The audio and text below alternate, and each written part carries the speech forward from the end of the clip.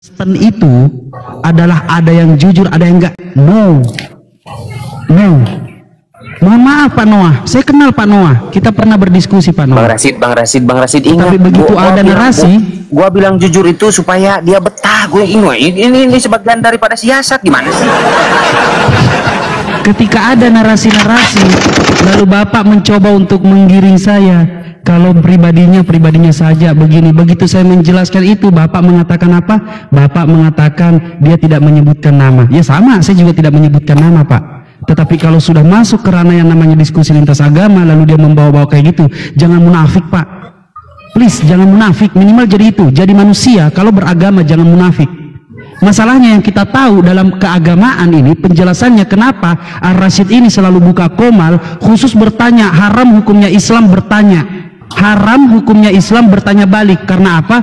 Karena yang namanya saya ini yang udah 4 tahun hampir 5 tahun ada di TikTok debat tentang agama, bahkan saya sudah tahu ketika kami bertanya Islam, kami tahu jawabannya apa. Dan kami ini udah ada, saya pribadi sudah ada di level muak, sudah ada di level enek gitu loh, sudah ada di level enek. Bahasa halusnya tuh jijik mendengarkan penjelasan tentang yang gak jelas itu. Jadi kalau room saya dipersilahkan masuk, silahkan bertanya tentang Islam. Kalau tidak paham silahkan bertanya kedua, karena minimal 10 pertanyaan. Ayat 4. Kalau ada yang mampu untuk bertanya, kau perempuan atau betina? Orang lagi bicara. Kalau ada yang mampu bertanya sampai 60 kali, akan saya siapkan tempat di komal saya. Bertanya, dan disitulah alhamdulillah ada 26 kakak langsung mu'alaf memperhatikan saudara Kristennya pada waktu itu. Bertanya aja bingung, bertanya aja nggak jelas agama macam apa ini. Ada kesaksiannya dan dia selalu ikutin saya. Namanya Pak MSJ, sekeluarga besar bahkan sekampung, 26 kakak. Alhamdulillah mereka mu'alaf. Dengan apa? Dengan hanya melihat kelakuan Kristen, bertanya aja nggak mampu. Itu keajaiban Pak, itu keajaiban. Saya tidak pernah tiba-tiba beliau naik sekeluarga open camp, ternyata sekeluarga besar rame nonton satu handphone, rame nontonnya. Karena apa? Melihat kelakuan-kelakuan sepertinya. Sama seperti Bapak tadi barusan, saya bilang Bapak Noah kenal saya kan? Bapak bilang kenal. Begitu Bapak bernarasi, ada tendensi mau membela ketika mengatakan setara dengan 30 pria. Udah pernah bertanya sama Bapak Paus. Betina, kamu betina apa perempuan? Orang belum selesai ngomong. Kau cuman kalau modal tampang kayak begitu, kau pikir dirimu orang lagi bicara. Traveling rohani dulu ke Vatikan. Tidak mukamu, keluarga tidak muka kau. Keluarga tidak muka kau. Halo Bang. Orang lagi ngomong.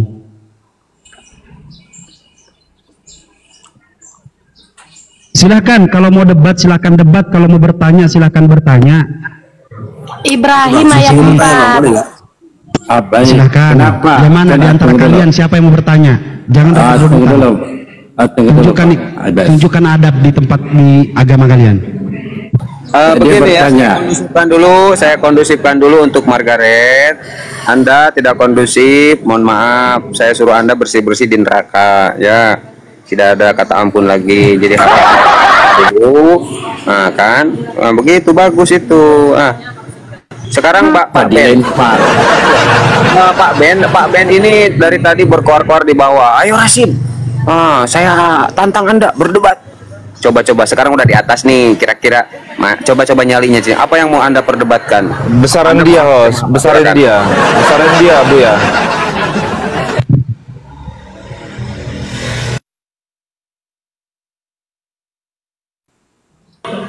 Barokallah. Iya, silakan. Ayo, apa? Ayo. Jangan keluar-keluar di bawah, di atas. Kagak ada data, kagak ada otak, lanjut. Mendengarkan penjelasan bahwa barusan tadi bahwa kata Allah dalam bahasa Arab itu menunjukkan nama. Terus dan katanya bahwa itu hanya digunakan oleh orang Arab Islam. Coba Anda jelaskan tentang itu Bang, apakah benar pernyataan itu? Ya, kalau Bapak bisa membuktikan bahwa itu bukan hanya dipakai untuk orang Arab, silahkan Bapak buktikan. Karena kami sudah dari dulu mengatakan itu adalah nama sesembahan umat Islam yang diperkenalkan di abad ke-7. Innani annallaha la ilaha illa ana. Allah Subhanahu wa taala itu adalah Boleh saya tunjukkan datanya, Bang? Boleh saya tunjukkan? Silahkan tunjukkan. Oke, Bang.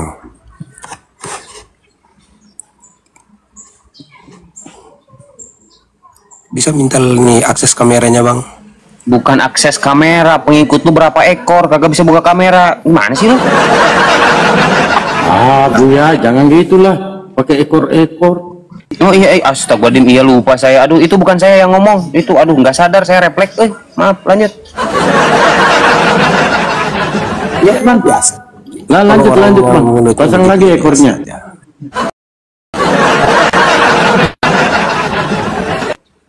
Lah.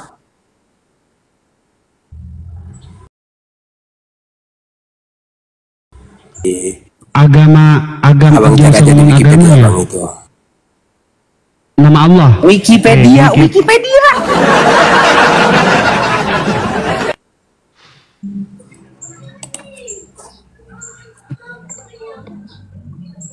Halo, Bang. Orang Kristen Arab sebelum Islam aja sudah menggunakan kata Allah. Orang Kristen Arab ini menarik ini. Oke. Aduh. Orang Kristen Arab itu adanya di abad keberapa, Pak? 9, Tante. Pak. Orang Kristen Arab adanya di abad keberapa, Pak? Sabar ya. Masa saya tidak punya Orang Kristen Arab adanya di abad keberapa, Bapak? Enggak dengar kayaknya. Sabar ya. Orang Kristen Arab adanya di abad keberapa, Paman? Sabar. Ya, baru Anda mau cari tahu. Dari tadi Anda koar-koar. Ayo kita berdebat. Sabar. Begini saya mau. Ya udah, saya kasih kemurahan kepada Bang Ben. Coba minta dulu saudara yang di bawah muslim bantu follow. Coba biar bisa buka kamera. Bantu follow gitu, silakan. Enggak, gue heran kayak follower. Orang Kristen di Arab itu sudah ada sejak abad ke-4 Masehi di Arab Saudi. Bahkan ada gereja tertua yang dibangun di sekitar abad ke-4 itu. Bung, kamu dapat data dari mana? Sebutkan. Dan sekarang pertanyaan saya.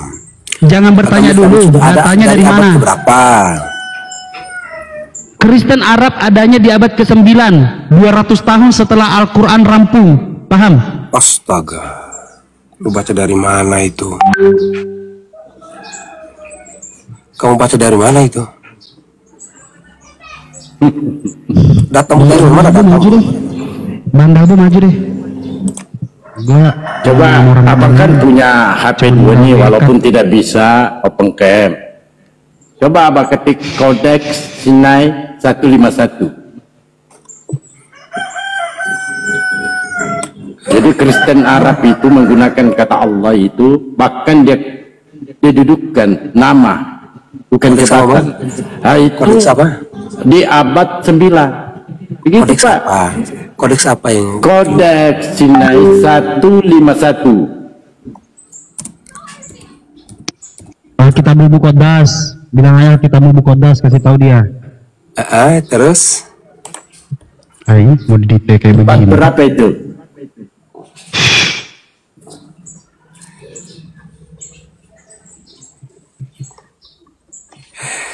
Aduh, ini sumbernya dari mana ini? Abad berapa?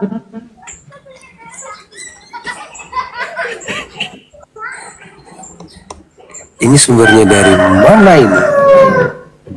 Itu Kodeks Sinai 151. Gimana sih? Iya, itu bukunya siapa?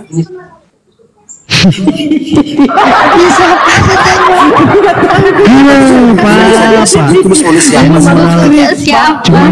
Manuskrip benar. Pak, boleh Pak, boleh. Ada yang namanya ada yang namanya cuma modal mulut, modal apa. Kalau bapak ini saya lihat cuma modal tua gitu loh. Aduh. Bapak kalau cuma modal tua nggak usah naik kayak begitu pak. Malu pak, bikin malu diri sendiri pak. Bukan. Dari tadi keluar ngomong, ayo diskusi, ternyata asbun. Kodek tertua itu pak, kodek tertua yang ditemukan itu namanya kodek Sinaiticus, adanya di abad keempat. Ya, iya apa? Di abad keempat. Lalu kalian bilang kodek Sinaiticus. Abad keempat. Terus yang kalian sebut itu tadi itu abad ke-9. Oke, kodeks apa yang menyebutkan kata Allah di dalam kitabmu katanya? Kodeks apa namanya? Gini Ben, yang disebut tadi sama Bang Ibes itu datanya di sini nih. Ketinggian lagi. Aduh. Nah, di sini datanya. Nah, ini bisa kamu cari, ini websitenya resmi. Arabicbible.com ya. Membicarakan tentang apa? Kodeks 151 kan gitu. Ya kan? Di sini katakan apa? It appears, mohon begini dari awal ya. The Mount Sinai Arabic Codex 151 is indeed the most exciting discovery. It appears to be the oldest Arabic translation of the Bible existence, which was done in 1867 AD. Tahun 867 Masehi, sekitar abad ke-9.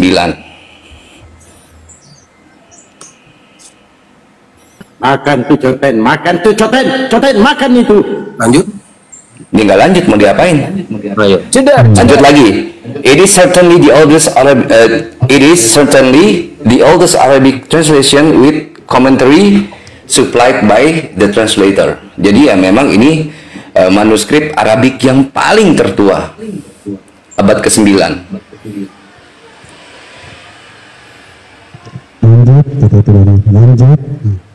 Berlanjut karena udah kekancing rahamnya. Sok-sokan naik pak modal tua. Iya. Silakan Pak. Dilanjutkan lagi ya sama abang-abang saya nih, masya Allah. Lanjut. Malah, aduh ketinggian guru ya.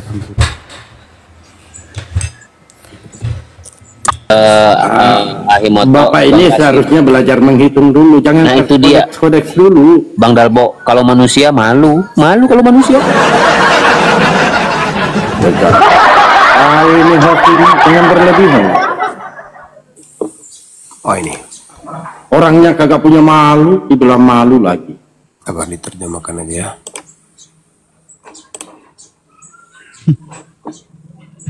Abang nggak malu kan? Dari Pak, orang dari udah 4 tahun, 5 tahun, udah 10 tahun yang lalu udah tahu ini, Bapak baru mau terjemahin sekarang, Pak. Bukan, saya tidak terlalu paham dalam bahasa Inggrisnya, makanya saya harus terjemahkan ke dalam bahasa Indonesia. Iya, Bapak yang paling keren lah pokoknya, iya, si paling Allah nggak tuh. Belum makan tuh semuanya tuh, ambil semuanya.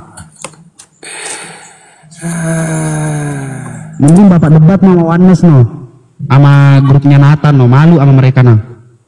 Mereka udah menghardik LAI, kalian masih sibuk sama Islam. Mending kalian hadapi mereka sana. Ngapain yang kita yang punya kok, mereka udah belain kita. Kalau mereka belain kita, kalian lawan aja sono. Nggak usah kesini. Si paling taping, ayo Arasid debat. Ngoceh-ngoceh ditanya sekali nyangkut rahang. Kalau suka kancing, ada lain. La ilaha illallah. Siapa tahu masih ada sanggahan, Rasid. Siapa tahu dia masih ada sanggahannya. Bapak pikir saya siang malam itu buka koma cuma modal congor apa? Dipikir kita cuman modal gaya doang, buka koma, beli mic, beli sound card, ngapain ngurusin yang kayak begini-begini cuy? Elah jadi curhat kan gua. Pagi-pagi akun ada 3 ke band kan. Bang Rasid, jangan marah-marahi lah. Orang sudah malu ditambah lagi dimarah-marahin, nangis nanti. Enggak, jangan dimarah-marahi. Gue heran ya sama ini. Gue heran sama roomnya Abu Yani. Ada, gue buka komal pagi siang malam, Kristen bertanya, Islam menjawab, dan semua yang naik Islam haram hukumnya untuk bertanya balik. Haram hukumnya untuk bertanya balik. Nggak ada tuh yang becus, padahal dikasih hadiah sampai 60 kali bertanya pada tobat. Bertanya doang tobat, bayangin. bertanya. Wih, kalau kita dapat oten-oten kayak Bro Admin, kayak Yuli, kayak siapa tuh Pak Joyce atau siapa gitu namanya, terus siapa lagi, kayak indah banget gitu mereka bertanya, kita jawabnya dengan enak, menjelaskan dengan enak. Yang kayak begini tiba-tiba siapa bilang kata Allah itu ada di la ilaha illallah. Kalian juga muslim-muslim jangan diem aja, follow akun gua. Diem aja lu pada. Oke, sambil di follow, izin sebentar Bang Ibes, ini aku mau nutup dulu. Silakan Kak. Makasih. Yang di channel YouTube Natalia Iriani, ini aku mau tutup lagi. Insya Allah langsung live lagi. Tapi buat teman-teman yang gak sabaran pengen tetap lanjut nonton, di channel Salam Satu Ilah lagi live juga. Itu channel YouTubeku juga yang kesekian, yang ketiga itu channel YouTubeku. Ya, jadi di Natalia Iriani aku tutup dulu. Insya Allah setelah ini langsung aku live baru lagi di room yang sama, masih dengan narasumber guru-guru saya yang super cerdas luar biasa ya. Saya mohon maaf bila ada salah-salah kata, itu semua datangnya dari saya, namun bila ada baiknya, itu semua hanya datang dari Allah Subhanahu wa Ta'ala. Jangan menolak kebenaran, memulai dengan buka hati. Assalamualaikum warahmatullahi wabarakatuh. Waalaikumsalam. Salah, kalau ada yang salah itu dari Bang Rashid harusnya salah. Saya izin turun dulu ya, Siap ya. Pak Noah, terima kasih banyak atas waktunya Pak Noah. Iya, Bang Bento jangan malu untuk belajar ya Bang Bento, karena itu bagus masukan, kasih masukan dulu, turun kasih masukan. Lanjut. Mohon maaf iya. kalau ada kata-kata saya kalau ngomong suka benar tidak berkenan. Ya, jangan malu kita untuk belajar, karena sepintar-pintarnya orang masih ada yang lebih pintar. Makanya kepintaran itu tidak ada batasannya. Pintar di sisi A, di sisi B belum tentu mereka tahu, kan begitu. Jadi tidak usah mau belajar, tapi nggak usah sekolah lagi. Maksudnya belajar aja secara otodidak ya, baik dari buku atau sumber-sumber yang lebih terjaminlah keasliannya, ataupun lebih paslah akurat faktanya, kan begitu. Iya. Bro Noah bilangin kalau mau belajar bahasa roh ke Bro Adi, bilangin. Nah, nggak usah, itu nggak usah ya, itu tidak untuk jadi bahan permainan tuh Bu ya. Iya. Betul Pak Noah, makasih banyak. Mohon maaf kalau ada salah-salah kata. Kita mungkin sudah saling kenal ya Pak Noah ya. Lagi mohon maaf kalau saya ada salah-salah kata Pak. Iya kan, Pak. Ya oke, saya izin turun dulu ya. Nanti naik lagi. Siap. Ya. Siap. Gimana Bang Bento, udah ketemu belum? Jadi Bang Bento, saya resum tadi ya, maksud Bapak Noah ya.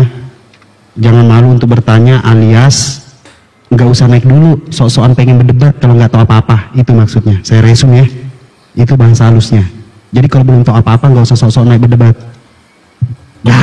Bang Rashid izin dicek dulu, ini masih bernapas apa kagak? Coba Bro Bento dibuka mute-nya, masih bernapas kagak lo? Kagak ada suara-suara ini. Lama-lama. Iya lama-lama, gue lama main kesini lama-lama. Takutnya pingsan dia. Ini gue juga, ini sebenarnya di sampingnya Bang Bento gue juga agak segan soalnya dilebarin kayak begini, karena ada beliau, cuman karena dia lagi memalsukan diri, ya udah biar aja. Ini ada murid, ada guru gue di sini. Ini bukan sekedar guru gue ya. Kalau ada yang mau tahu gurunya Bang Zuma siapa, ya di follow aja beliau ini. Bukan, aduh. Ayo peserta yang nekat yang lain lagi silakan naik. Akhir Rashid, ini mah bukan Bang Moto, ini mah Ujang Kupling.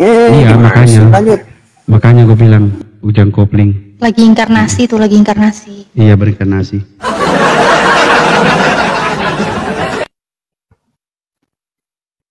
Gue paling demen kalau dia nunjuk layar tuh. Buset deh, lebar banget di layar. Masya Allah. Shit. Ayo, ada yang mau nekat lagi naik? Atau gini aja deh, saya bajak sebentar room ini. Yang mau naik silahkan naik, khusus bertanya ya, bertanya aja. 1001 pertanyaan kalian insya Allah saya jawab kalau saya tahu ya. Kagak usah dibajak, soalnya saya jauh dulu dari perangkat setengah jam, ada kegiatan dikit. Lanjut dulu ya. Kagak usah dibajak lagi. Bertanya silakan.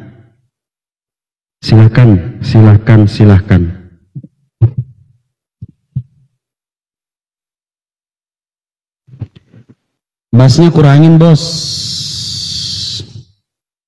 Saya kurangin bassnya di sini, yang satu bilang cempreng. Saya kurangin bass, saya tambahin bassnya, yang satu bilang kurangin bassnya. Jadi kerusakan yang pertama ketika saya sebagai manusia ingin memuaskan banyak orang. Karena saya nggak ngerti bagaimana caranya saya setel apa yang ada di sini untuk semua. Jadi mungkin bisa apa ya?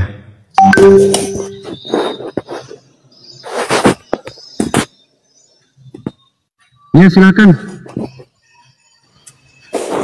Win. Bersera. Itu Pak Adi masih hidup gak ya Pak Adi? Pak Adi masih hidup. Pak Adi. Shalom. Shalom. Iya, Pak Adi tadi saya di chat sama Bang Ibes, katanya Bang Ibes minta bahasa rohnya lagi, katanya kangen. Tadi saya di chat sama Bang Ibes gitu. Coba dilantunkan lagi. Udahlah nggak usah Bang nanti. Iya tuh permintaan Bang Ibes sih. Enggak, saya salah kirim Pak itu Pak. Jangan percaya Pak, saya salah kirim. Bapak yang bahasa roh, gue yang malu. Gak usah aneh-aneh. Ya Allah. Iya, saya mau nanya sedikit sama Bang Rasid. Ya silakan Pak. Menurut Bang Rasid ya kan, konsep keselamatan di dalam pengajaran Al-Quran itu gimana sih? Nggak ada Pak. Nggak ada ya. Konsep keselamatan dalam Al-Quran itu nggak ada. Karena apa? Karena Al-Quran sudah menyiapkan bekal untuk umat manusia. Sebelum memberikan bekal, Allah Subhanahu wa Ta'ala tahu apa yang Dia ciptakan, yaitu manusia yang diberi akal. Nah, akal inilah yang membuat kita bagaimana kita caranya mencari agar kita bisa menyelamatkan diri sendiri. Itu dalam Islam Pak. Jadi bukan Tuhan yang tidak maha kasih, bukan Tuhan yang tidak maha penyayang. Justru Tuhan yang maha pengasih, maha penyayang sudah menyiapkan segala media, sudah menyiapkan segala sesuatu untuk apa? Untuk membuat umat manusia ini, agar mau belajar mengenal esensi Tuhan, kebesaran Tuhan, seperti apa kekuasaan Tuhan. Itulah caranya, yaitu apa? Dicari di dalam Al-Quran itu sendiri. Bukan apa? Bukan Tuhan sebenarnya yang membutuhkan kita, tetapi kitalah yang membutuhkan Tuhan. Kita yang sebagai manusia, ini dulu yang harus dipahami. Tuhan yang membutuhkan umat manusia, bukan seperti itu. Tetapi manusialah yang membutuhkan Tuhan. Agar apa? Agar kita berterima kasih atas apa yang sudah diberikan. Tuhan memberikan akal pikiran, Tuhan memberikan tangan, memberikan kaki, memberikan nafas. Ini yang utama. Makanya sejatinya di dalam Islam kita tidak boleh merasa memiliki. Karena apa? Yang memiliki itu adalah Sang Pencipta alam semesta. Kita sebagai manusia ini hanya bersyukur, lalu menjaga apa yang sudah diberikan oleh Allah Subhanahu wa Ta'ala, sehingga kita bisa menjadi umat terbaik, yaitu apa? Dengan ridho Allah Subhanahu wa Ta'ala yang kita cari. Disitulah jalan keselamatan yang terbaik untuk kita. Jadi jangan pernah menunggu Tuhan untuk menyelamatkan kita. Di dalam Islam setiap hari kita meminta, pagi siang malam, ihdinas siratal mustaqim siratal ladzina an'amta 'alaihim ghairil maghdubi 'alaihim waladdallin.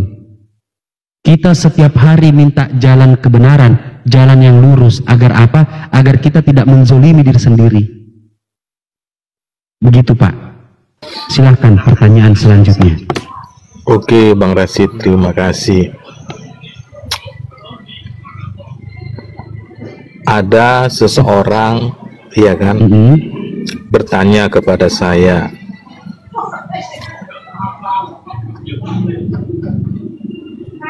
bagi saya Bang, kalau hidup ini mempunyai garis batas katanya, dan setelah mencapai garis batas itu kita akan meninggalkan dunia ini, ya kan? Nah, jadi menurut Abang, ini pertanyaan orang kepada saya Bang ya, ini pertanyaan orang kepada saya. Menurut Abang, setelah kita hidup di dunia ini kita akan kemana? Nah, jadi saya menjawab, menurut iman saya kita akan ke sorga. Nah, setelah merenung-renungkan pertanyaan orang tersebut, saya juga berpikir seperti itu. Ketika hidup saya berakhir di dunia ini, saya akan kemana? Ke sorga. Nah, menurut Bang Rasid, ya kan, bagaimanakah supaya orang-orang yang memeluk keyakinan yang beragama Islam, dia bisa menuju sorga yang telah disediakan Allah ataupun Tuhan itu? Itu aja dulu Bang Rasid.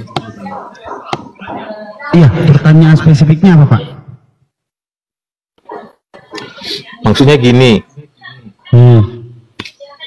ketika saya kan menjalani kehidupan ini kan ada batas akhirnya nanti kan.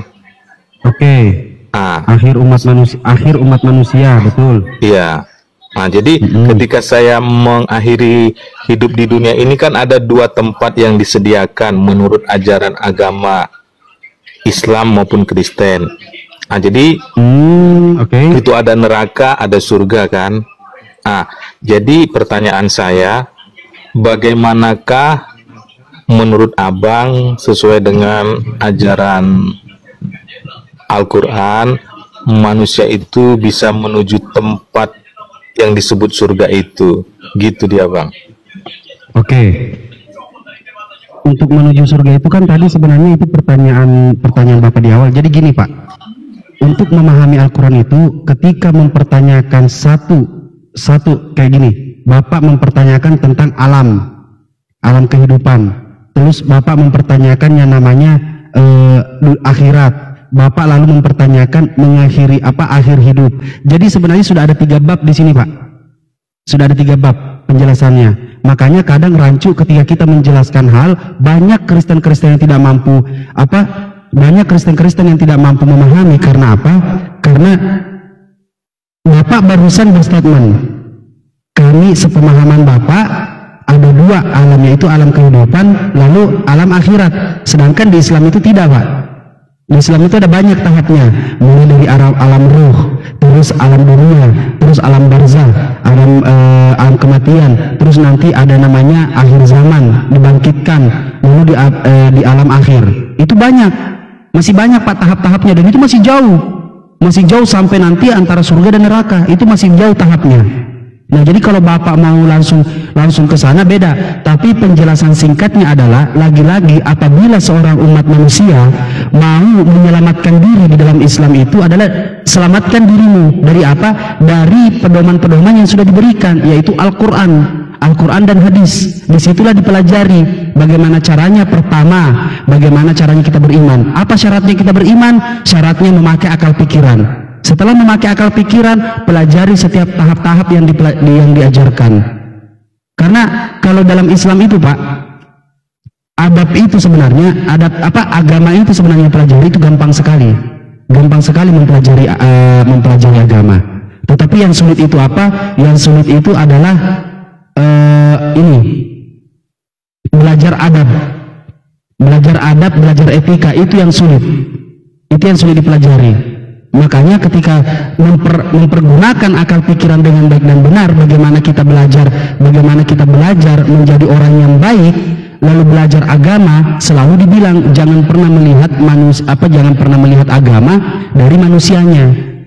Makanya dikatakan kalau mau memahami segala aspek di dalam keislaman, itu harus kita lihat dulu apa yang dipertanyakan. Apakah kematian atau masa kehidupan? Masa kehidupan itu Bapak tadi saya sudah jelaskan, yaitu bagaimana seorang manusia menyelamatkan diri sendiri. Kita di dunia ini hanya mencari satu Pak, yaitu apa? Ridhonya Allah Subhanahu Wa Taala. Bagaimana ridhonya Allah Subhanahu Wa Taala? Ada pedomannya. Lalu apa? Setelah nanti mati, apa itu kematian? Kematian itu nanti di alam kubur. Di alam kubur itu nanti kita dipertanyakan, bagaimana caranya kita selamat di alam kubur? Ternyata kita harus mempelajari yang namanya Al-Quran. Al-Quran itu yang namanya Al-Quran itulah yang menemani kita di dalam kubur nanti. Kita harus mempelajari juga itu. Nah, setelah nanti di alam kubur, bagaimana hari kebangkitan? Bagaimana caranya kita selamat di hari kebangkitan? Begitu ceritanya, ini dalam ranah keimanan ya. Diceritakan dalam ranah keimanan di dalam Al-Quran Karim, nanti matahari itu dekat sekali dengan kita. dan itu sangat panas. Siapa yang akan mendeduhkan? Yaitu ternyata air wudhu yang selalu kita lakukan di setiap harinya. Jadi banyak. Nah, bagaimana nanti selanjutnya lagi? Ada yang namanya hari penghakiman, hari pertimbangan. Nanti ditimbang lagi amal soleh, amal baik, amal buruk, dan amal baik. Bagaimana nanti uraian-uraiannya? Banyak. Contoh, ketika seorang manusia, ada nanti salah satu kisah, ada orang yang melihat dirinya, melihat dosanya begitu banyak. Begitu dia berpaling lalu melihat lagi, ternyata dosanya sudah hilang. Lalu dia mempertanyakan, kemana dosa-dosa saya? Bukannya dosa saya tadi banyak. Lalu ditunjukkan, itulah dosa-dosamu. Apa? Itulah amalmu yang menghapus dosamu. Amal apa aja itu? Ternyata dosa. Ternyata selama di muka bumi ini dia berdoa, doanya tidak dikabulkan. Ternyata hal kecil seperti itu yang kadang kita tidak pahami di dalam Islam. Itulah yang terjadi nanti di akhirat. Hal-hal kecil. Ternyata kalau doa kita merasa doa kita tidak dikabulkan, ternyata itu menjadi amal ibadah buat kita. Jadi banyak lagi. Setelah itu nanti semua orang akan mendatangi neraka, melewati neraka dengan apa? Dengan melewati yang namanya apa? Jembatan Siratal Mustaqim. Itu nanti dilewati tuh. Itu ada lagi tahap-tahapnya. Babnya beda lagi. Banyak Pak sebenarnya. Jadi kalau untuk mempertanyakan tentang Islam itu ada tahap-tahapnya, ada bab-babnya. Jadi nggak semuanya langsung disikat pertanyaannya begitu. Jadi agak rancu kita menjelaskannya. Tetapi kalau penjelasan saya seperti ini, semoga Bapak paham. Silakan Pak. Dari Yesus, haus saya. Oke Bang, terima kasih. Kenapa saya bertanya seperti itu kepada Abang? Ya karena bagi saya sendiri ya kan, dalam memeluk agama ini kan seperti saya bilang tadi, tujuan akhirnya lah yang kita pikirkan kan gitu. Kalau di dunia ini kan semua agama mengajarkan kebaikan. Nah, jadi dari penjelasan Abang itu ya udah saya pahami bahwasannya untuk menuju surga dalam ajaran Islam ada beberapa tahap yang harus kita lalui. Nah, jadi saya merasa puas atas jawaban Abang. Terima kasih. Agama, ya betul Pak. Semua agama itu memang mengajarkan kebaikan, itu betul. Sama seperti kita hidup di dunia ini, ketika kita sekolah, semua guru itu baik. Tetapi yang terbaik di antara mereka itu apa? Yang terbaik di antara mereka itu adalah orang tua kita. Maka dari itu bagaimana caranya kita mengenal orang tua kita seperti apa? Maka kita harus tahu betul yang namanya orang tua ini menikah, orang tua ini nyampur, habis itu orang tua ini hamil, orang tua ini melahirkan kita, orang tua ini merawat kita, orang tua ini memberikan kita makan, orang tua kita ini memberikan ini. Semoga Bapak paham analoginya ya. Semua orang tua di sekitar kita, kalau orang tua ini kalau orang tua ini masih ada hubungan darah, pasti semua ini baik. Orang tua ini pasti mengajarkan baik. Sama seperti agama. Semua agama mengajarkan baik, mengajarkan kebaikan. Tetapi kita harus tahu orang tua ini mengajarkan kebaikan. Siapa yang orang tua kita sesungguhnya? Siapa orang tua kita sesungguhnya yang melahirkan kita? Otomatis kita harus lebih pahami, kita harus memuliakan, lebih memuliakan daripada orang tua yang lain yang mengajarkan kita kebaikan. Begitu pun juga dengan agama. Agama memang mensuguhkan manusia untuk menjadi lebih baik. Tetapi pertanyaannya, siapa yang lebih ridho dengan agama ini? Begitupun dengan apa? Begitupun dengan orang tua yang tadi. Saudara-saudaranya umpamanya nih, kita punya orang tua, bapak atau ibu kita ini punya saudara-saudara. Pasti saudara-saudaranya ini baik nih sama kita nih. Kalau kita berbuat yang tidak baik, dia diajarkan. Kalau ibu kita nggak ngelihat, diajarin ponakannya diajarin yang baik. Tetapi walaupun ponakannya mengajarkan yang baik, mengajarkan hal-hal yang luar biasa, pembelajaran yang beradab, tapi ujung-ujungnya kita harus tahu dulu siapa orang tua kita yang sebenarnya. Itu harus dipahami. Begitupun juga dengan agama. Semua agama mengajarkan baik, tapi kita harus tahu mana agama yang diridhoi oleh Allah Subhanahu wa taala atau diridhoi oleh Tuhan yang sebenarnya. Pengajaran-pengajaran yang dilakukan oleh orang tua kita yang kita anggap orang tua, siapa yang paling tidak ridho kalau kita merasakan yang namanya apa? Yang namanya sakit. yang namanya kesusahan, yaitu orang tua kita yang sesungguhnya. Paham Bang? Enggak ya? Paham Bang, paham. Oh paham, alhamdulillah. Iya. Kirain nggak masuk. Itulah agama Bang. Iya. Agama itu memang banyak mengajarkan kebaikan, sama seperti orang tua. Orang tua itu banyak mengajarkan semua kebaikan. Tetapi ada orang tua yang betul-betul harus kita pahami, yaitu apa? Dialah yang membesarkan kita, dialah yang merawat kita. Bagaimana kita caranya tahu seperti itu? Kita dengan belajar dan belajar. Makanya kalau hanya sekedar imani Pak, kalau hanya sekedar imani, sama halnya seperti ini Pak. Di dunia ini ada 3 manusia itu: yakin atau percaya, cinta, dan iman. Semuanya turun dari hati, semuanya keluar dari hati. Tetapi yang tanpa kita sadari, contoh seperti ini Pak, analogi seperti ini, cinta. Banyaknya laki-laki yang rusak karena perempuan, itu kan. Tetapi yang kita tidak sadari adalah di mana pada saat kita melihat seorang perempuan, lalu kita tertarik oleh perempuan itu, dari mata melihat perempuan ini langsung masuk ke otak. Setelah masuk ke otak, masuk ke hati. Di dalam bawah alam bawah sadar kita nggak sadar nih kalau kita sudah memikirkan perempuan ini sehingga turunnya ke hati. Itulah yang namanya jatuh cinta. Bagaimana caranya mengungkapkan cinta ini? Maka keluar melalui otak, lalu divisualisasikan di dalam otak, habis itu keluar lewat mulut, lalu kita ungkapkan. Begitupun juga dengan iman. Iman itu kita lihat, kita pelajari. Kita lihat, kita pelajari, kita cari tahu seperti apa. Masuk ke dalam otak, habis itu masuk ke hati. Baru kita keluarkan lagi. Dengan cara apa? Bertanya tentang keimanan, seperti apa keimanan itu. Makanya itulah yang disebut iman, itulah yang disebut cinta, itulah yang disebut percaya. Sama semuanya dari hati. Tetapi yang tidak kita sadari, melewati akal pikiran.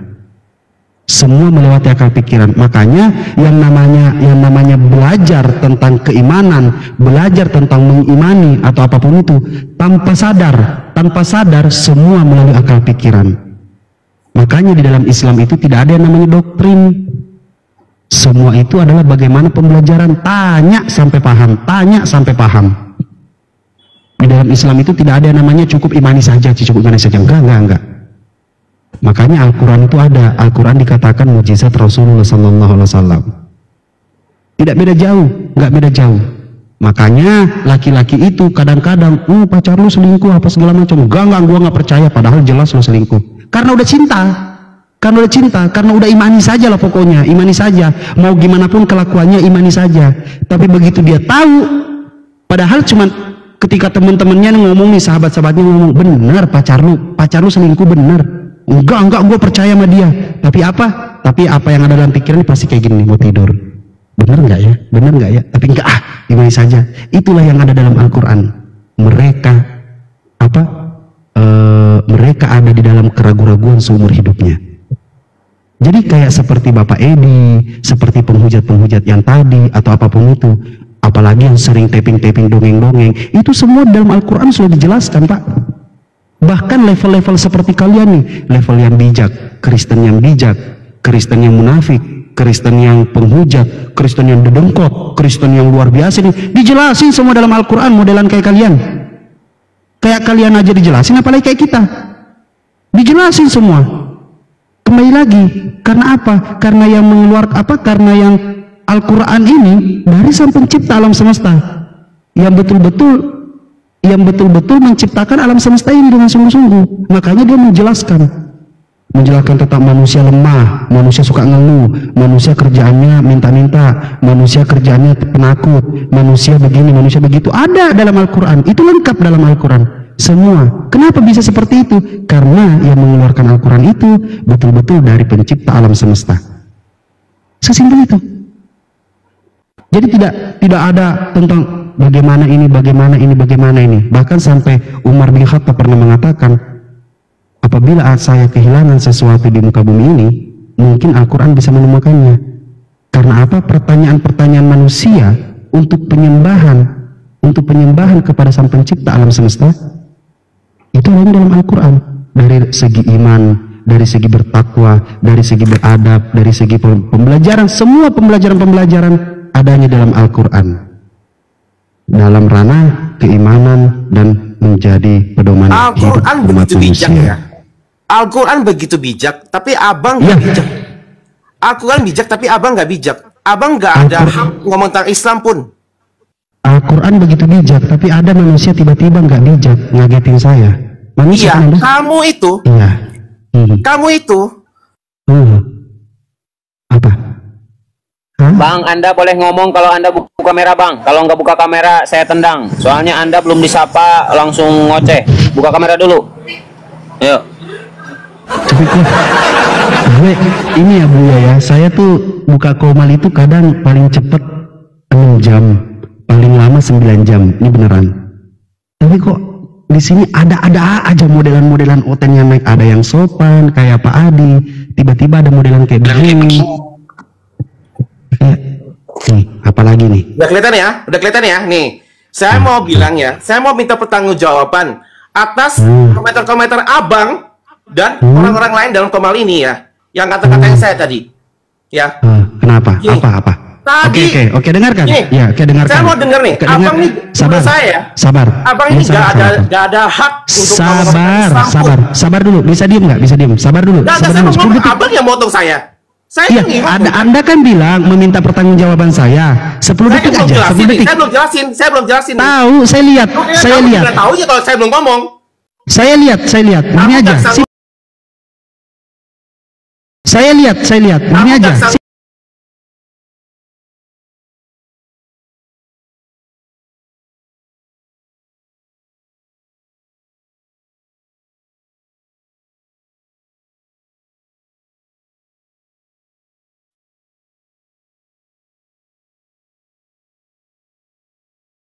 Saya lihat.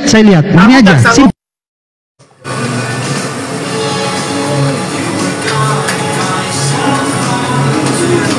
Aduh, teman-teman sambil tap-tap, saya kepental. Aduh, berserakan.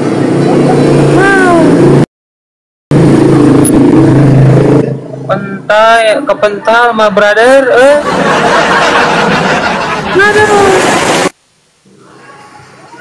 Kok berserak komalnya? Berserak langsung. Tap saudara.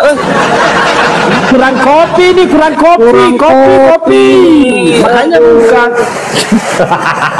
Sabar yang buat di YouTube Natalia Iriani dan juga Salam Satu Ilah. Sabar ya, sabar, ini guru-guru sudah naik lagi.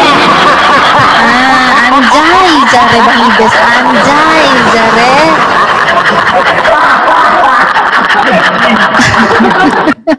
Ayo kencangkan layar, kencangkan tap-tapnya saudara. Aduh, Oten. Tapi tadi itu orang kan? Yang itu orang, tapi dia agak melambai. Tanya tuh Mbak Natali. Iya, itu cucok yang tadi tuh, cucok. Kenapa Bang? Enggak apa-apa. Kenapa Bang Ibes? Tadi tuh cucok memang. Bang Ibes kaget ya dia. Lagi. Kenapa? Dia tadi minta pertanggungjawaban sama Bang Ibes habis apain dia? Makanya gue nyambung ke situ, kok tiba-tiba minta pertanggungjawaban sama gue. Si cucok. Iya, gara-gara tulang lunak ya guys, sampai koma. Tenang saudara, tenang. Tap yang kencang. Pasien-pasien saya langsung pada datang. Karena ingat, saya ini ternak Oten, kagak bakal habis Oten, aman meskipun 24 jam ada Oten.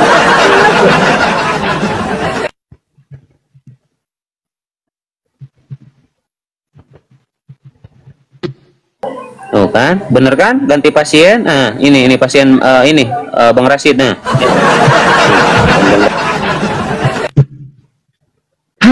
Ini lagi.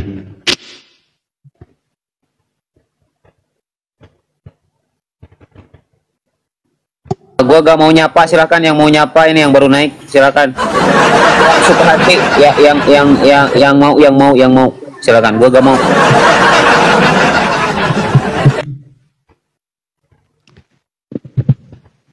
Jeff, ya Allah Jeff.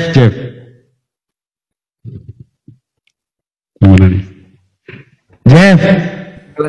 Janganlah sama Rashid, agak mau aku. Geli aku, takut aku. Takut. Gua nih perhatiin ya. Ini lu di Buya Strong loh. Gue jauh-jauh ke sini, gue dikejar. Jeff, ya Allah tobat Jeff. Astagfirullahaladzim. Kan gue di sini Jeff. Gue jauh Jeff di sini. Lu mau ngapain ke sini coba? Ngejar gua. Ngapain sih Jeff? Enggak, gue masih normal demi Allah Jeff. Demi Allah gue masih normal. Ini gaya. Ya Allah bro, gue masih normal bener Jeff. Lu ngomong apa sih Rashid? Lu ngomong apa Rashid? Janganlah kayak gitu. Lu ngejar-ngejar gua gitu. Lu kayak pagi-pagi tuh kayak cari Rashid terus seharian gue ke band terus karena ini lu nggak sempet lu bangun-bangun. Ilah Jeff.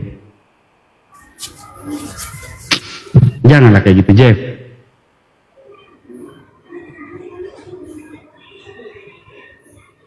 Lu ngomong apa Rashid?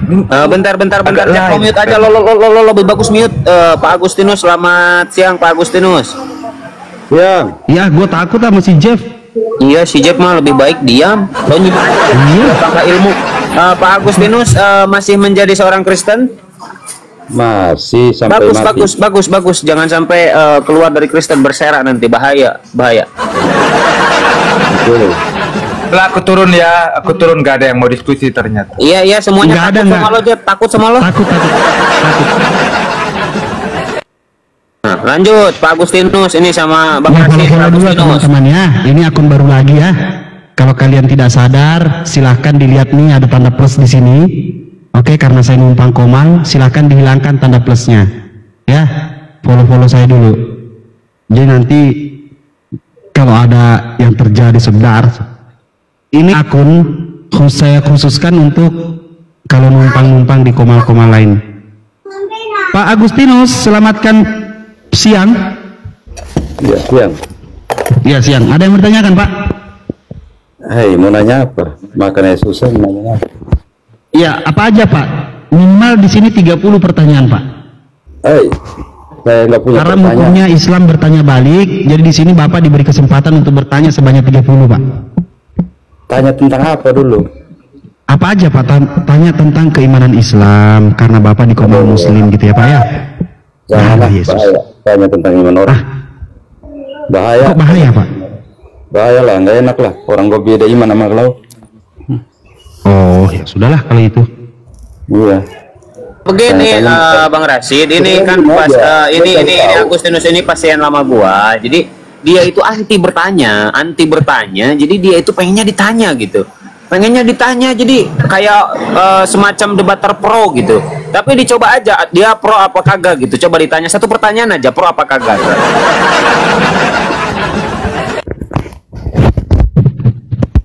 Berarti Pak Agus ini belum pernah ini ya? Pak Agus, buka mute-nya Pak. Ayo, nggak mau bertanya, ditanya mau nggak ditanya? Kalau tentang apa yang bisa jawab, saya jawab. Kalau nggak bisa, saya nggak bisa jawab. Udah sudah. Daripada saya berbohong dosa lagi nama. Iya benar Pak. Kalau berbohong dosa Pak. Kalau saya nggak bisa jawab, penjara juga.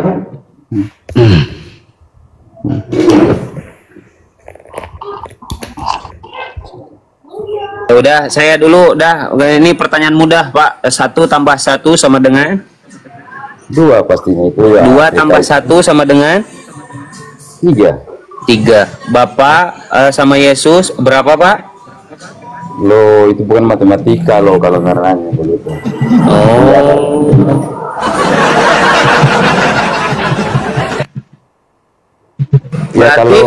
Berarti Bapak Yesus Roh Kudus itu ada berapa menurut Bapak? Ya satu kesatuan sih. Kalau itu kan, kalau Tuhan kami itu hidup makanya punya roh punya. Bapak punya uang 100.000. Mati dong kayak gitu. Iya Pak, Bapak punya uang 100.000. Terus ada yang ngasih lagi 100.000, berarti jadi berapa ratus tuh Pak? Aduh, itu hitung sendiri aja udah. Pasti itu udah tahu. Nggak usah Nah kan, Bapak ini cerdas loh kalau ditanya masalah lah uang gitu kan, matematikanya itu. Iya. Sampai nggak tahu. Makanya jawabannya udah di otak. Kamu udah, kamu yang jawab aja tadi. Iya, berarti Bapak Yesus Kalau saya dan Roh Kudus itu ada berapa, Pak? Tuh kan Bapak disuruh bertanya nggak mau. Saya bertanya, Bapak juga terserah. Ini Bapak maunya apa sih? Saya kan bilang, saya jawab sesuai dengan yang saya tahu. Kalau saya nggak tahu, saya mau nipu loh. Saya nggak mungkin diajarin tipu-tipu. Iya, berarti Bapak nggak tahu. Bapak di surga, Yesus dan Roh Kudus itu ada berapa? Bapak nggak tahu.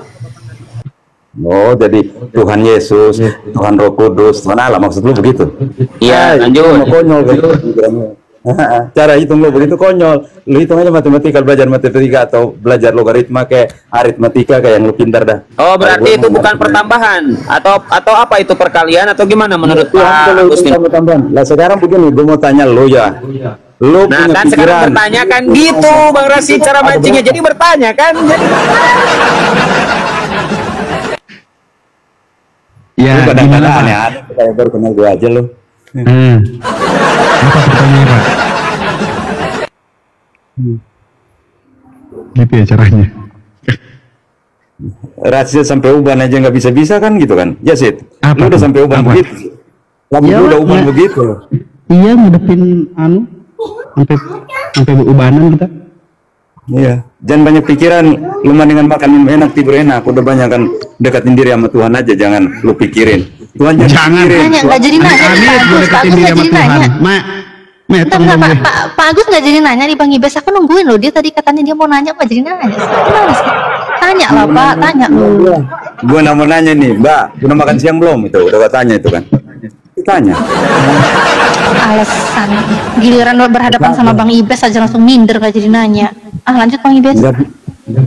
Bukan gua minder mau nanya, gua nanya juga yang itu apa gua nanya cari tahu tentang iman orang. Iman gua aja belum bisa jalan. Kalau saya jalan benar, makanya saya harus bertanya. Tapi kalau saya atau misalnya saya mau masuk ke agama orang itu, berarti saya harus banyak bertanya. Lah niat juga kagak. Nah, bentar Bapak malah curhat. Izin sebentar Pak Herman. Selamat siang Pak Herman. Pak Herman, oi, selamat siang. Buka mute-nya Pak Herman. Pasien gua kagak jelas. Hei, Herman. Selamat siang. Gimana sih lo? Gua sapa-sapa udah 3 kali lo. Gimana sama dokter kagak sopan kali. Good afternoon. Ya, selamat siang. Gimana Pak Herman? Baik kabarnya? Baik, Kang Abuya. Nah, dengarkan Agustinus, dengarkan ya Agustinus. Pak Herman agamanya apa? Agamanya Kristen. Kristen. Menurut Pak Herman sebagai seorang Kristen, Yesus Tuhan pencipta langit dan bumi apa bukan? Bumi atau bukan?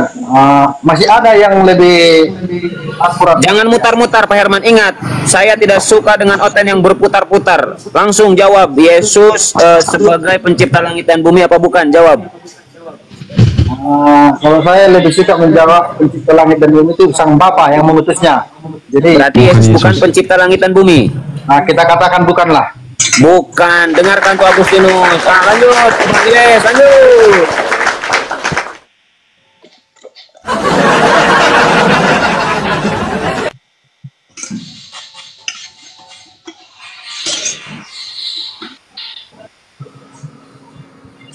Meong.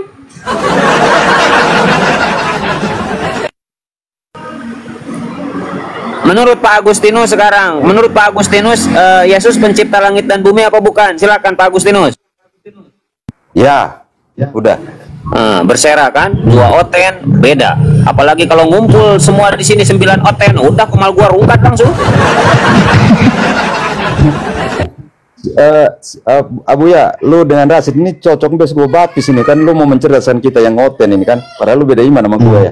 Mending lu gue baptis berdua, lebih pintar dari kita ini. Tiap malam, pagi siang malam kita baptis kan. Ada baptis besar, ada baptis kecil. Oh ya, pintar. Kadang kala ya. Baptis kecilnya wudhu, baptis besarnya ini junub. Ya sayangnya saya udah lama nggak jenuh Pak. Udah 2 tahun. Iya. Bang Rashid, ini ada orang yang mau menantang debat, tapi saya nggak tahu ini orang kayak yang tadi si Ben gitu kan, atau ini ada otaknya. Naikin jangan, tapi dia agak penghujat sih. Gimana ini? Naikin jangan orang ini. Ya kita lihat aja. Dia membawa nama Kristus. Dia berkoar-koar. Dia mewakili Kristen. Silakan. Seorang Kristen mewakili Yesus. Silakan. Ayo Ricky, ngomong kau tuh, ngomong, ayo di bawah serigala di atas kucing. Selamat siang Bang Rashid. Ngomong kau. Selamat siang Bang Rashid. Siang, selamatkan siang. Iya, siap. Berarti saya boleh bertanya nggak ini Bang Rashid? Silahkan, karena memang cuma bisanya bertanya, silahkan. Oke, siap yang Bang Rashid ya. Sebentar Ricky, syaratnya gini. Yang pertama, lo dilarang ketawa. Kalau lo ketawa, jangan salahkan gua. Kalau lo tiba-tiba ada di neraka. Lanjut. Awas lo, Ricky. Silakan saudara Ricky yang mewakili Kristen. Silakan dibuka mute-nya Pak. Ya. Katanya kan Bang Rashid, Al-Quran itu sempurna, suri tauladan. Ya kan Bang Rashid? Nggak ada yang mengatakan Al-Quran itu suri tauladan. Al-Quran itu sempurna. Oke. Al-Quran itu sempurna untuk mengenal seperti apa sesembahan, pembelajaran umat manusia lebih beradab, dan bagaimana kita mengenal yang namanya beragama. Bukan di situ resep kue, bagaimana menciptakan motor, bagaimana luasnya Indonesia, bukan. Tetapi Al-Quran itu menyempurnakan pembelajaran keimanan umat manusia. Oke, ini saya mau bertanya Bang Rashid ya. Silakan. Di Al-Quran Bang Rashid, Al-Hajab ayat 70, An-An'al 105, Allah itu katanya melarang bohong kan Bang Rashid. Nah, tapi kenapa Muhammad ngasih bohong 3 kebohongan? Saya jawab ya Pak ya. Jadi yang dituhankan mana ini? Muhammad atau Allahnya? Sementara Allah melarang berbohong. Tapi Muhammad mengatakan kalian boleh berbohong. Berarti Muhammad ini nggak ikut ajaran Allah dia kan? Nah, ini bertanya apa nyimpulin? Biarin. Udah Pak bunyi-bunyinya? Udah siap. Udah bunyi-bunyinya ya. Ya. Oke. Beginilah umat manusia ketika tidak memahami bagaimana pembelajaran tentang Al-Quran, lalu melempar kepada hadis. Kalau tidak paham sama sekali, maka tersesatlah orang.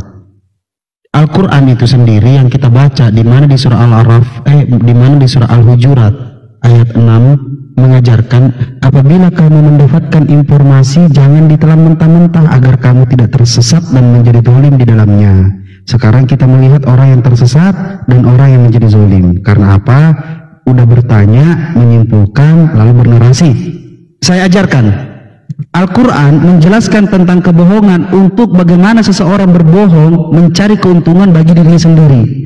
Jadi apabila ada kebohongan-kebohongan untuk memberikan keuntungan bagi diri sendiri lalu merugikan orang lain, itu yang namanya kebohongan yang dilaknat oleh Allah Subhanahu wa taala. Sedangkan yang diajarkan oleh Rasulullah ada 3 hal, yaitu apa? Dalam peperangan, dalam rumah tangga, dan menyelamatkan nyawa umat manusia. Di dalam Islam kita tidak diajarkan untuk menjadi seseorang yang munafik. Ketika saya menjelaskan nanti apa aja itu tentang peperangan, tidak mungkin seorang panglima perang jujur kepada lawannya ketika dipertanyakan tinggal berapa lagi umatmu, tinggal berapa lagi pasukanmu. Kalau pasukan sudah gugur ribuan lalu mengatakan pasukan saya tinggal 200, sedangkan lawan itu pasukannya masih 2000, apakah mau jujur? Kalau Bapak sebagai panglima perang mau jujur, ya Bapak sih paling jujur. Kedua, menyelamatkan nyawa umat manusia, yaitu apa? Contoh, ketika ada orang walaupun Bapak tidak kenal, tiba-tiba dia berlindung di rumah Bapak. Karena apa? Karena dia mau dihabisi nyawanya. Dia takut mau dihabisi nyawanya, lalu dia berlindung ke rumah Bapak. Apakah Bapak menunjukkan orang itu? Sekarang ketika Bapak menunjukkan dia ada di dalam, lalu dia dibantai sampai ya orangnya mati lah, orangnya mati. Pertanyaannya, siapa yang menyelesaikan nyawa umat manusia ini. Artinya kalau Bapak terlalu jujur berarti penyebab orang yang mati Bapak, berarti Bapak tidak menyelamatkan nyawa manusia. Padahal ada hal yang bisa Bapak lakukan, yaitu apa? Melaporkan dia ke polisi biar dia diamankan. Itu yang kedua. Itu bukan jawaban dari pertanyaan saya, Pak. Pertanyaan saya, kenapa Allah melarang berbohong tapi Muhammad ngasih izin bohong? Assalamualaikum. Waalaikumsalam warahmatullahi wabarakatuh. Si Blender. Terima kasih banyak saudara Blender, silahkan. Waktu dan tempat dipersilahkan. Kalau sudah dijawab, Riki, kalau sudah dijawab ya, kau di sini bertanya karena ketidaktahuan, makanya dijawab. Nah, tapi itu bukan jawabannya, Pak. Itu bukan jawabannya. Slow, tenang manis kau. 10 pertanyaan habis nih kasih kau bertanya. Jangan takut kau. Bang Glenn, ini orang mau ngadu congor, kagak tahu Bang Glenn seperti apa congornya. Lanjut. Kali ini kau nggak usah takut. Yang penting itu penjelasannya. Kalau kira-kira nggak terima, tanya lagi. Biar aku yang jawab. Saya bertanya sama Bang nih ya. Jadi jawabannya ada nih ya. Kenapa di Al-Hajjab ayat 70 An-Nahl 105 Allah itu bersabda manusia dilarang berbohong? Enggak, sebentar. Saya dengarkan tadi Anda mengatakan bukan itu jawabannya. Berarti Anda sudah memiliki jawaban sendiri. Ya.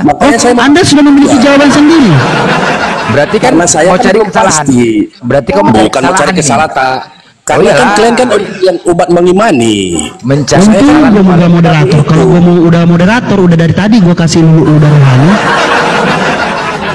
Lanjutin Blender. Kau kalau bertanya begini bos ya. Ketika kau bertanya karena kau tidak tahu, tetapi kau setelah dijawab kau bantah, berarti kau tahu jawabannya. Kau namanya cari kesalahan tuh, cari masalah namanya bos. Bang Blender, saya nggak akan nurunin dia sampai dia nangis. Ayo telanjangi dia. Ayo Bang Blender, hajar. Berarti tadi jawabannya tadi tidak terima kau. Berarti ini berarti ada suatu kebohongan ini. Sementara di Al-Quran kau berarti nggak terima dengan jawaban yang tadi. Terus terang aja. Kau lebih tahu kan? Oke. Udah, sekarang kau minta jawaban dari aku. Silakan tadi. Kau pertanyaan sama aku cepat, biar aku yang jawab. Kalau kau tidak puas dengan jawaban Rasid, biar aku yang jawab. Kau ulangi pertanyaan kau. Buka mic kau. Longor. Nangis, mencret. Bilang sama papa, sama mama. Ayo nangis, bilang. Kenapa aku di-mute? Jangan kau mute lah. Kenapa di-mute? Kalau kau tidak terima dengan jawaban Rasid, udah nggak usah merajuk kau, udah langsung bertanya. Bukan merajuk, berarti di situ kan ada yang sebenarnya itu pembangkang sama Allah kan gitu. Masa ada yang bangkang kau. Yaudah biar aku jawab, jangan kau menyimpulkan, kalau bertanya, Longor. Bertanya Kenapa aja, di-mute? Kenapa di-mute? Bertanya. Mulai kau bertanya sama aku, coba. Kenapa di-mute? Bang Blender izin yang turun monyet, yang turun monyet. Mulai 10 pertanyaan kau. Gak usah takut kau. 10 pertanyaan kau, silakan mulai. Cepat. Biar aku jawab. Cepat. Kenapa di-mute? Bertanyalah kau. Bertanya aja pun kau takut. Bertanyalah. Biar aku jawab. Udah mulai cepat. Di-mute. Orang di-mute. Gimana mau bertanya? Siapa yang mute? Jangan kau menyimpulkan. Jangan di-mute ya.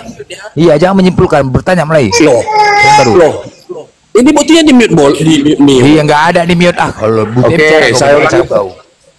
Oke, ini pertanyaannya ya. Al-Hajjab ayat 70, An-Nahl 105, Allah itu melarang kalian berbohong. Nah, ketika sudah Allah datang nih, utusan katanya Muhammad, tapi Muhammad bilang kalian boleh berbohong. Siapa di situ yang benar? Oke, aku jawab ya.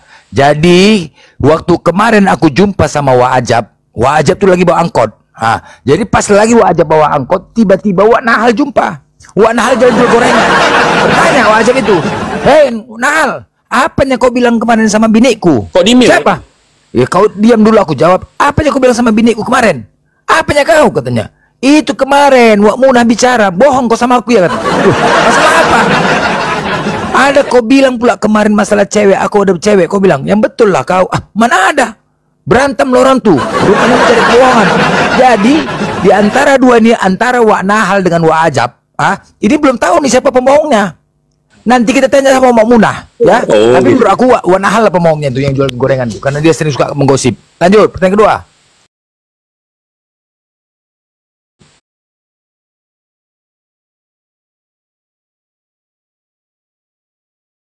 When you have a good heart, you help too much, you trust too much, you give too much, you love too much, and it always seems like you're the one who gets hurt